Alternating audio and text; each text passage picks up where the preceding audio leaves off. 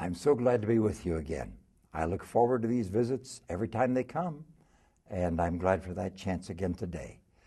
Someone told me the other day that as a listener or a viewer of this conversation, they felt as if they were just sitting down in the living room together. That's exactly the way I'd like you to feel, because that's the way I feel about it. So if you and I both feel that way, that's a pretty good thing. I have had an interesting experience this week.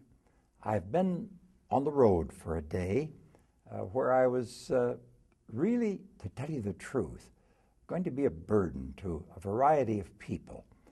That is, first of all, someone had to drive 45 minutes or an hour to pick me up at an airport and then drive me back to the place where I was staying. And then after a little while, another person had to come to pick me up to take me to the place where I was going to speak. And after the dinner and my speaking, someone else had to take me back to where I'd been staying. And the following morning, somebody had to drive me all the way back to the airport again. So I was, in my own vision of things at least, feeling that I was pretty much a burden to a variety of people. But here's the wonderful part of it. Here's how I was blessed. Just this, that all four of these persons who were going out of their way to take care of me and to see to it that I arrived on time at my responsibilities and all of the rest, all of them gave me the feeling that it was no burden at all. That's a huge thing for somebody to do for another human being, to make them feel not only glad that a kindness is being extended, but to give me the feeling, or any recipient of kindness, that the kindness is no burden. I think of that in the whole area of hospitality. Hospitality is a Christian virtue, as one of my professors here at the seminary, Dr. Christine Pohl, has pointed out. It was one of the marks of the early Christians that they were a people who offered hospitality. Entertain any stranger, the writer of the New Testament said, because thereby some have entertained angels without knowing they were doing so.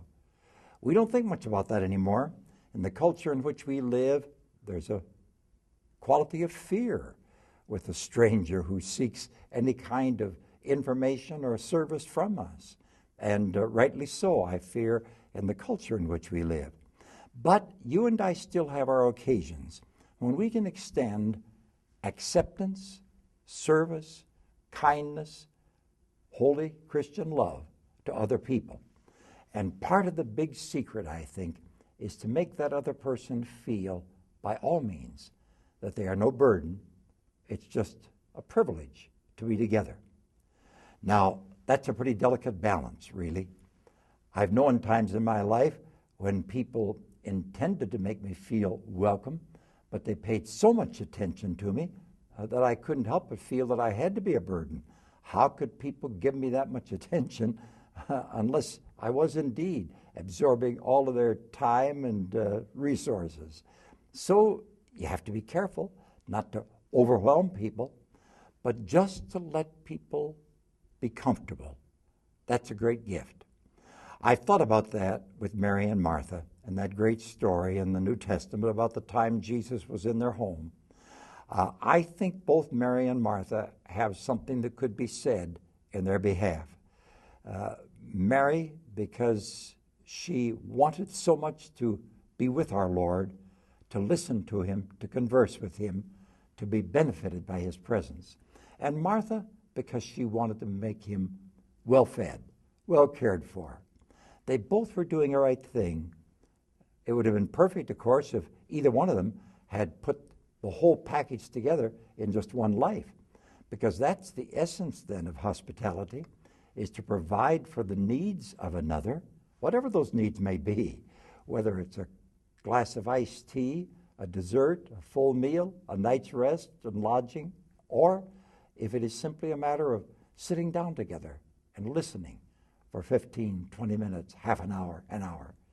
Hospitality is providing for another, but doing it in such a way that the recipient doesn't feel that they've burdened those who are doing the kindness for them. That's what I want to say to you today, because I had that good experience earlier this week where I enjoyed hospitality. People who went out of their way to take care of me, but in the process never let me feel that I was the burden that I'm really quite sure I must have been. That's what's on my mind today, and that's what I'm glad to be able to talk with you about. God bless you. God be with you. Amen.